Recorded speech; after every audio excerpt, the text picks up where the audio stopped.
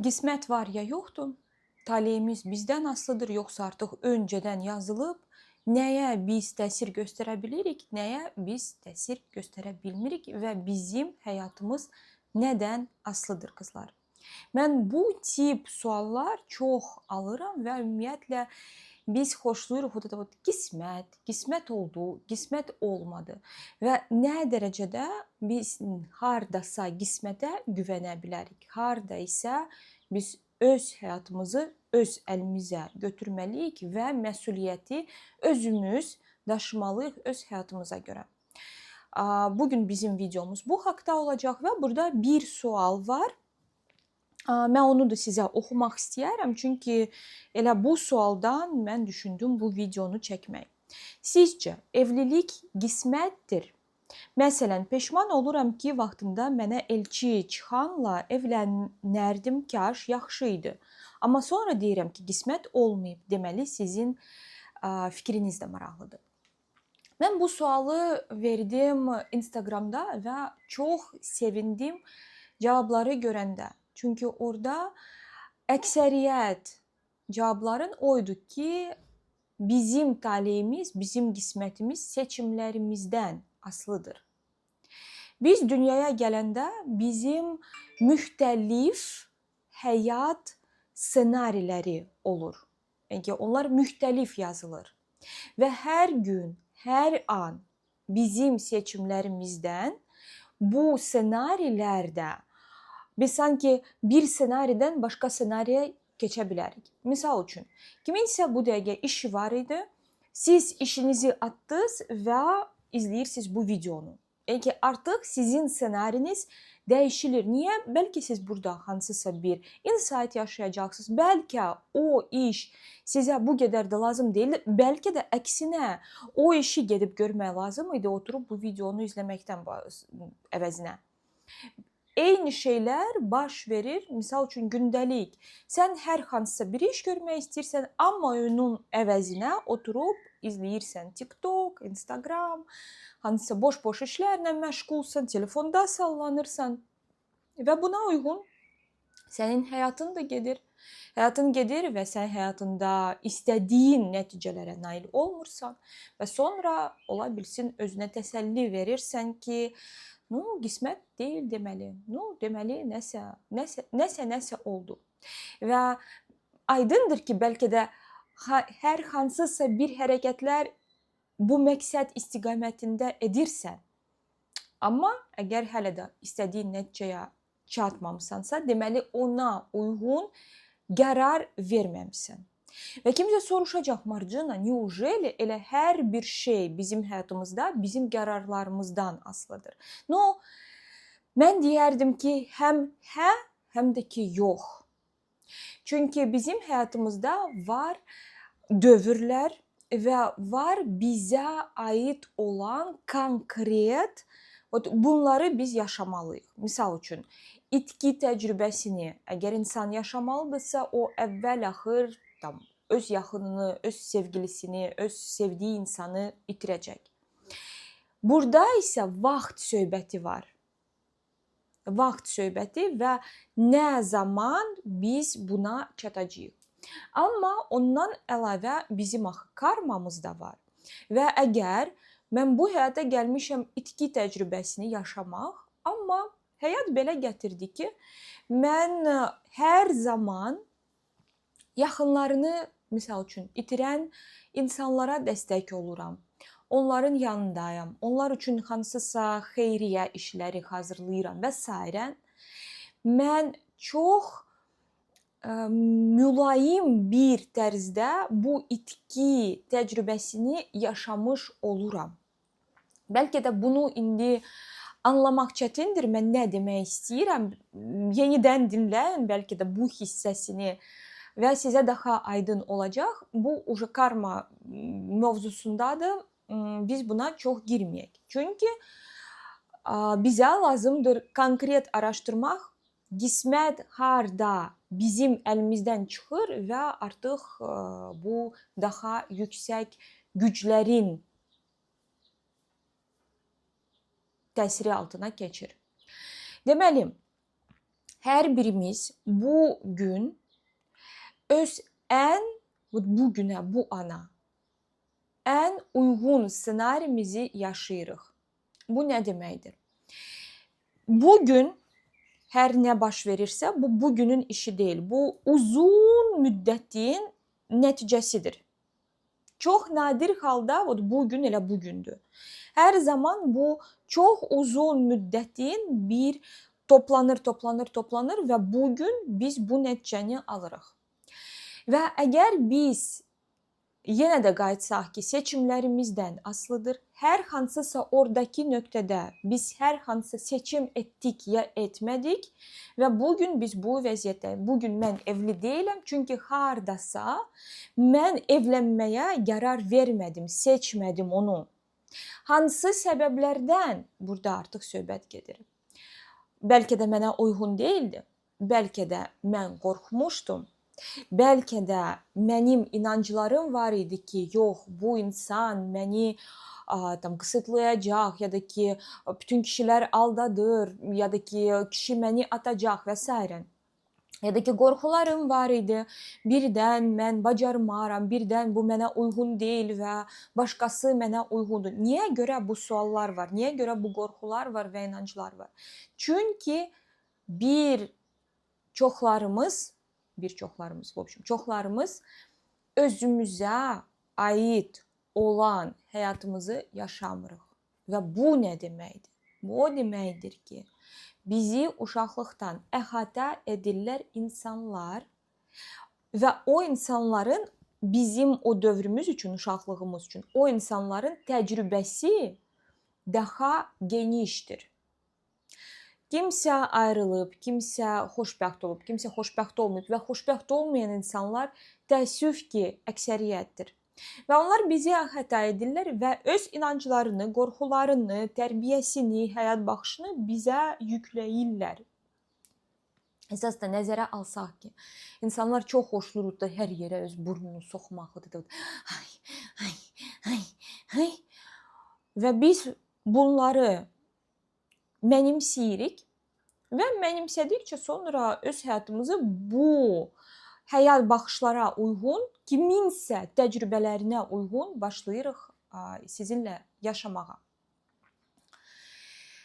Və nə etmək lazımdır ki, biz bu döngüdən çıxaq. Çünki əgər bu dəqiqə səni həyatın qane etmirsə, ya da ki, yenə də ümumilikdə qane edir, amma sən yenidən bu həyatı yaşamaq arzulamazdın. Bu nöqtədə olmaq bugün sən arzulamazdın və düşünürsən ki, mən daha yüksək ola bilərdim. Mən daha fərqli həyat yaşaya bilərdim. Ya da ki, his var ki, mən özümə uyğun, özümə aid həyat yaşamıram, özümü sanki tapa bilmirəm. Bu yalnız o deməkdir ki, beyin və qəlb birləşməyib. Beyində dır, onun bunun hansısa təcrübəsi, söhbətləri, həyata baxışı, mən belə düşünürəm, məsələn, belə ola bilərdi və s. Qəlbində isə olanı sən eşidə bilmirsən. Çünki belə bir təcrübən yoxdur. Bəzən bəlkə hardasa nəsə eşitmisən, hiss etmisən və bəlkə də bu dəqiqə də düşünürsən ki, mən belə edə bilərdim. Amma sonra o qorxular, oyulanlar fıs beynində sən beynini yeyir və sən sadəcə bir yerdə qabağa gedə bilmirsən. Bizə nə kömək edir? Özümüzə qayıtmaq və özümüzə aid həyatı yaşamağa heç olmasa doğru getmək. Əlbəttə ki, heç kəs bir anda öz həyatını dəyişdirə bilməz. Bu uzun müddətli bir prosesdir. Sadəcə biz təmzimləyə bilərik. Bu proses çətin getsin, yoxsa plus-minus rahat və sürətli bir tərzdə. Deməli, çətin gedən proses nə vaxt da kaş belə, kaş elə, nəsə ola bilərdi, ola bilməzdi və s. Amma səni hardasa, sənin olan insanların gözləyir, sənin işin gözləyir, sənin nailiyyətlərin gözlür və həyat başlayır bizə şapalaqlar verməyə. Şapalaqlar hansı tərzdə verilir? Hardasa bizim ürəyimizi qırdılar, hardasa bizə qarşı satqınlıq elədilər, hardasa itki yaşadıq, hardasa ümumiyyətlə heç nəsiz qaldıq və onda insan ayılır. Ya da ki, çox mərhəmətli inkişaf prosesinə öz xoşluğunla keçmək. İnkişaf prosesi nə deməkdir? Baxın, nə vaxt biz oxuyuruq hər hansısa bir inkişaf kitabını, biz onu oxuduqca və əgər bu kitab, mən deyərdim ki, indiki kitablar, onlar çox əladır. Mən yazdığım kitablar bu neytral bir yanaşmadır. Harda ne to, bu belə düzgündür. Mən hər zaman çalışıram izahlar etmək, belə halda nə ola bilər, bu halda nə ola bilər və digər halda nə ola bilər. Qalanı sən özün seçirsən. Sən özün seçirsən. Və əgər sizin psixoloqunuz ya da ki, sizin coachunuz sizə deyir ki, yox, sən belə etməlisən, mən sənə məsləhət verirəm. Bu yalnız və yalnız onun öz şəxsi həyata baxışıdır. İcazə verməyin sizə kimsə öz həyat baxışını yeridə bilsin. Kimsə sizinlə məsləhətlə bölüşür, okey, lap yaxşı. Amma siz o zaman doğru qərar verə bilərsiniz. Fərqi yoxdur, evlilik, iş, harda yaşamaq, nə ilə məşğul olmaq. O zaman özünüzə uyğun qərar verə bilərsiniz, harda siz hər tərəfli bu mövzunu araşdırırsınız və baxırsınız. Əgər sizə bugün münasibət önəmlidirsə, siz baxırsınız, okey, sağlam münasibət qurmaq üçün mənə nə lazımdır? Baxım, mənə kimsə məsləhət verir, допустим, sizin podruqanız. Sizin podruqanızın uğurlu münasibəti varmı? Əgər varsa, okey. Əgər yoxdursa və burada söhbət getmir ki, o xoşbəxtdir ya bədbəxtdir. Söhbət gedir ki, bu insan, sən bu insana baxanda nə hiss edirsən? O öz həyatından razıdır yoxsa yox? Çünki əgər o öz həyatından razı deyilsə və sənə sonsuz qədər münasibət haqqında, həyatı necə yaşamaq lazımdır haqqında məsləhətlər verirsə, burada çox böyük suallar var. Nəyə əsasən sən bu məsləhətləri bizə verirsən? Nəyə? Hansı səbəblərə? Okey, bəlkə də bəli olur belə insanlar, kimlər başqaları üçün superdir, özü üçün heç bir şeydir. Amma biz nə vaxt başlayırıq araşdırmaq, okey, o bu cürə danışır. Bəs başqa bir fikirlər varmı bu mövzuda? İş mövzusunda, özünü tapmaq mövzusunda, ailə həyatı qurmaq mövzusunda. Okey, допустим, sən görürsən ki, yox, onun məsləhətləri o qədər də uyğun deyil. Başqa mən nə edə bilərəm? Münasibət mövzusunda maariflənmək, baxmaq, kitablar oxumaq, videolara baxmaq, sonra ola bilsin hansısa təlimlərə qoşulmaq. Və burada əsas nə başlayır baş verməyə? Nə vaxt biz öz həyata baxışımızı bir mövzuda genişləndiririk, nə vaxt biz bu mövzuya öz enerjimizi qoymağa başlayırıq və fokusumuzu yönəldirik ki, misal üçün, mən indi münasibət qurmaq istəyirəm, mən kitablar başlayıram oxumağa, dinləyirəm videoroliklər, inkişaf olunuram bu mövzuda və sonra gəlir hər hansısa bir oğlan və başlayır mənə bla bla bla bla bla bla bla. Mən tez bir zamanda seçə bilərəm, bu bla bla bladır, yoxsa doğrudan da bu layiqli bir insandır. O zaman nə vaxt mən ümumiyyətlə heç nədən xəbərdar deyiləm, otururam, boş-boş işlərlə məşğulam, özümə aid həyatı yaşamıram, ancaq qızlarla, oy, bizim taleyimiz, vaxtımız keçir, niyə və s. Və gəlir kimsə bla bla bla bla bla, mən seçmirəm orada. Bu doğru insandır, bu mənim üçün səhv insandır, mənə lazımdır bu münasibət yoxsa yox. Və var bizim enerjimiz və frekansımız.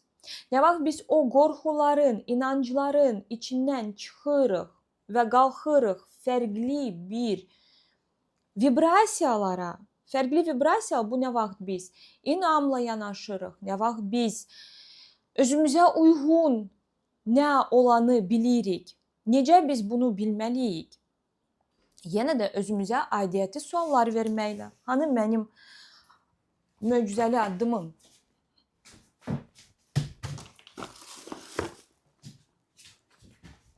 Baxın, möcüzəli addımda sizin üçün hazırlanmışdım.